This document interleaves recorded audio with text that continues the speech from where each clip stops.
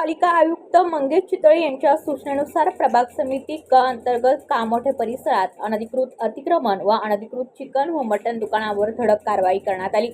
सहाय्यक आयुक्त तथा प्रभाग अधिकारी डॉक्टर रुपाली माने यांच्या उपस्थितीत व प्रभाग समिती क चे प्रभाग अधीक्षक दशरथ भंडारी यांच्या देखरेखीखाली कामोठे परिसरातील अनधिकृत चिकन व मटण दुकानावर कारवाई करण्यात आली।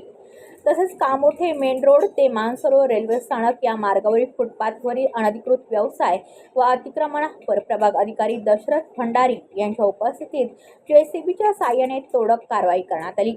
कारवाई दरम्यान फुटपाथवरील अनधिकृत अतिक्रमणे हटवून पादचाऱ्यांसाठी मार्ग मोकळा करण्यात आला।